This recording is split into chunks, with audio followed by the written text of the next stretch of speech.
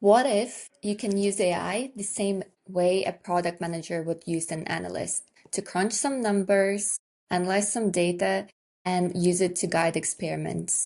That's exactly what I'm going to try to do today. I will treat my LinkedIn posts as mini products and I'll ask Claude AI to analyze them for me and give me some pointers to see if actually his recommendations are going to increase my LinkedIn reach.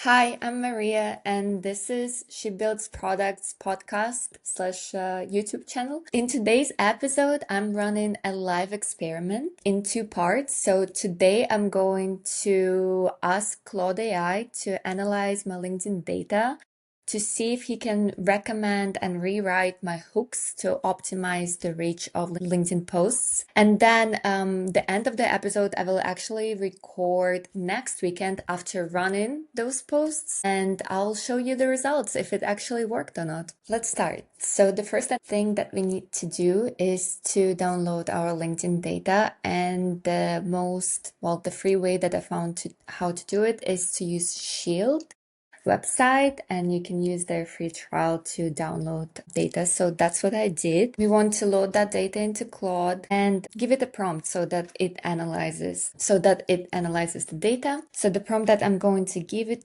to Claude is: here's my LinkedIn post data from the last 3 months, group my posts into themes, identify which formats and posting times correlate with the highest reach, so that's impressions, and highlight which hooks perform best for reach, return a clear summary. So here I'm really focusing on reach, as any good PM knows. To run an experiment, you need for it to be narrow enough. I don't want to focus right now on engagements because that's something different, and there might be different formats and different type of posts that actually engage people versus reach the most people. So right now we will just focus on reach. Let me give that to Claude and let's see what it's going to reply to me. So it will take some time to analyze the data. Let's give it a minute. All right, Claude did do its analysis and it took quite a few minutes, which actually is a trust factor for me for some reason. And I also asked in my prompt for Claude AI to be really brutally honest with all of his feedback and analysis. So let's see this brutal honesty. So top 3 themes by average impressions: other and personal, so small sample but highest performing; technical and APIs, limited posts and strong performance; and product management, 95% of my content, average impression 716. Best post in Windows Thursday at PM, even though I usually post around 6, and secondary Wednesday and Thursday between 4 to 6. Then evening post significantly underperform morning and afternoon. It's because I don't really post in morning or afternoon. Okay, high performing hooks. What do product managers actually do all day? Want to move into product management but not sure where to start, and APIs used to scare me, now I use them daily. Okay, the brutal truth, that's the part that I care about. You are 95% a PM content creator, which is true. I am, but your best performers are personal and behind the scenes content and technical stories. Questions as hook dominate your top 5 posts. Document carousels vastly outperform static images. And your sweet spot is Thursday evenings when your audience is winding down. Then, truth continued, vulnerability and expertise, your winning formula. You have 720 average impressions overall. Your top 5% of posts get 4 to 7 times the reach. Document posts dominate your high performance despite being only 35% of your content. And the recommendations that he is giving me: so double down on personal stories with professional lessons, experiment more vulnerability in your expertise areas, stop doing generic PM advice without personal context, and your data shows you're sitting on a gold mine. Personal PM stories perform 30% better than generic PM content,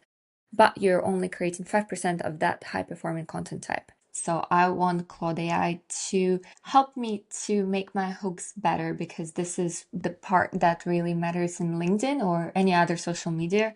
For that sake, those few first lines where the reader is like deciding, right, whether they want to read or not. So I have already prepared my post for the next week. I usually post 4 times per week. And I will ask Claude to just rewrite the hook part to maximize it for reach. So let's try to do that. Here I have already wrote the prompt.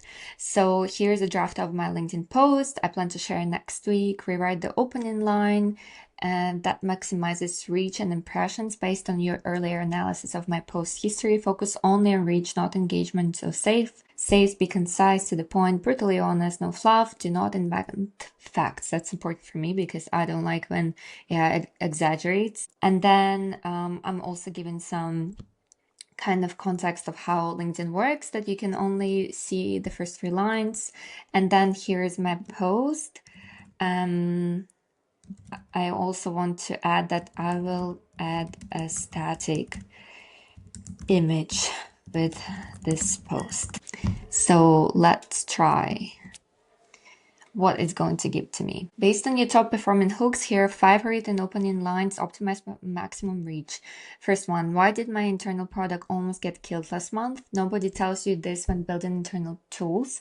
Internal tools die when no one pays for them. My internal product was about to be sunsetted. Here's what I learned. Recommendation, use option 1 or option 4. Honestly, the first one is actually quite true. So this is the stuff that I struggled with the last 2 months of my work, where budgets and finding the budget for my product and making it survive, let's say, was the biggest part of the work that I did. So I will definitely use this one. And let me rewrite in the background the other 4, and I'll share the hooks with you as well, kind of what was and what changed. So I rewrote the rest of the post. So now I have 4 rewritten hooks with Claude AI. And actually, I want to share my learnings. This is pretty cool. So, what was interesting about this, because Claude had a history, actually 6 months of history of my post and how I read them, the way that he rewrote or it the way that it rewrote the hooks was actually pretty close to what I would write, because it does have the history of how I write it. Sometimes on LinkedIn you can see different hooks that are really exaggerated, or telling you like, you are behind if you are not doing this. Like, this is completely not my style. I don't like doing that, reading that actually. So I like that it didn't turn my hooks into that, right? Because probably it works well, otherwise people wouldn't do it. But it turned my hooks into the hooks that I already used, the formula that I already used, just didn't know that it worked very well or didn't think about it too much. So here's what we did. We already analyzed the first one together. So I have in a table here the other 3, and so the post that I planned for the next week, there's only 1 carousel, 1 video, and 2 static images. And static images apparently don't work as well, but still, I can analyze them based on their average of impressions. So that's what we did for post 2. So it rewrote it from like a statement of I created an app, or I created a quiz, which I did, and it turned into something more fun, I would say, and something more personal. The hook is, I never thought I'd need a quiz to understand my PM style. Turns out I'm a Spider-Man. So that is a bit more like curiosity driven, and it's also more personal because I'm actually saying my PM style. So I think that would work well. Then post 3 is, it went from, I used to read tech docs and not get it, which is actually true, but it turned into like, I guess, the feeling that I had when I was not able to read them. So tech docs used to intimidate me. Now they're my troubleshooting goldmine, which is actually true, and that's what I write in the post. So it's just used the hook. Basically, it's the same thing, but it used the emotion that I was feeling back then when I was a new PM. So I like that as well, and it's true, and I don't see any problems with it. And the last post is also with a static image, and it is about all the mistakes that I've made, and well, not all of them, but a subset of them. And it started with every PM makes mistakes, which is generic. It turned it into I used to hide my PM mistakes and now I share them openly, which is actually what I wrote in the post. And I shared my mistakes openly. I share them. So again, it's not creating anything false. It's just said what I said, but in a different way and made it more personal. So I really like it. It really does feel like something that I would say. And yeah, so the next thing that we need to do is to set our success measures, right? It's one thing to like analyze it, but let's try to see what I actually can expect and see if that I reach, the some kind of increase in my impressions. So it analyzed the impressions and in terms of averages for different types of posts. And what we are going to do is we are going to track a KPI impressions that we reached with the new hooks versus the baseline.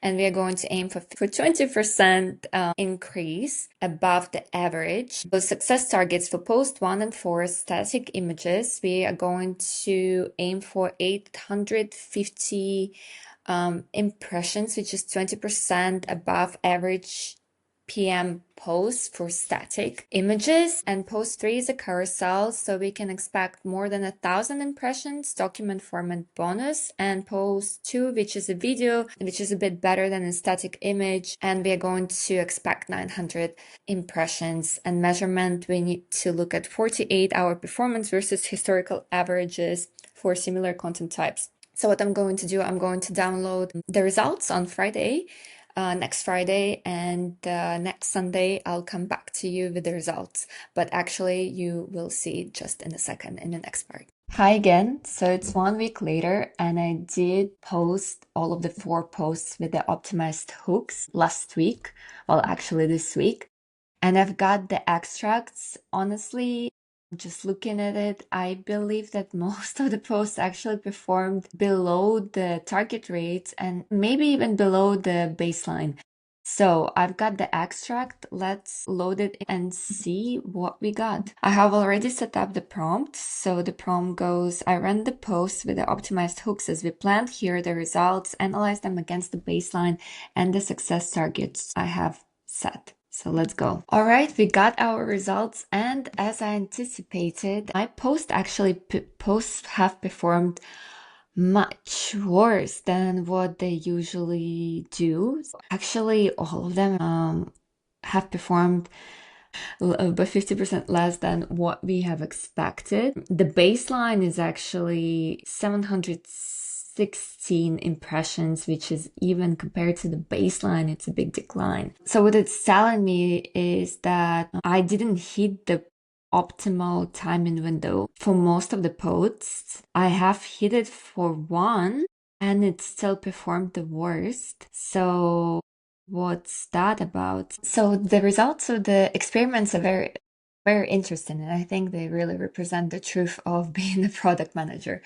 So one lesson that I've learned is that, of course, this one experiment is not equal to truth. So the sample size is quite small. So I have to continue experimenting with the hooks and also with the timing potentially. Then the variables variations. So what I initially thought, because usually to run a good experiment, you have to control for the variable. So you should run the same hook pattern to see if that would work. But what had happened here is that potentially LinkedIn algorithm could be punishing me for using the same type of hooks, which could indicate that I'm just reusing the content, which LinkedIn probably doesn't want. So that's very interesting and very specific to that platform, I would say. And then timing is also not absolute. So what I've seen is that it seems even though for a few posts I posted in the optimal range, nevertheless, they still got the worse performance than the others. And what I did find is that mornings potentially could be a thing. And that was like a lucky chance because I got sick and then I had to post not in the evening, but in the next morning when I was feeling better. And I did see a much higher engagement in the morning. So that was interesting. And that I think really represents the reality of PM. So it's not enough to run one experiment. You have to repeat that, right? Because you don't really know what could be the turning point. And some things, well, they also happen by luck, like me getting sick. So yeah. And you might think, well, this is a failure. This is a failed experiment. And yes, it is. And that's exactly what actually happens in the product work. Experiments fail all the time. And that's why it's important to keep them short, continue doing them. And the key is to set the KPIs, assess against it, and then adjust your actions based on what you learned. And it's all about continuous learning. So let's wrap this up. Did Claude succeed as my AI intern? Well, I would say that in this one, it really didn't help me much, or it helped me to narrow down the path where to go.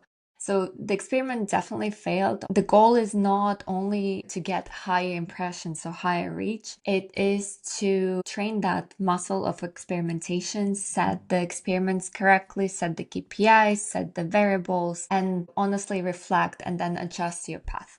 So if that's success, then we did it. If you like this episode and if you want to continue following me running this product management experiments and reflecting honestly on them, then make sure that you click on that subscribe button, and I see you in the next episode.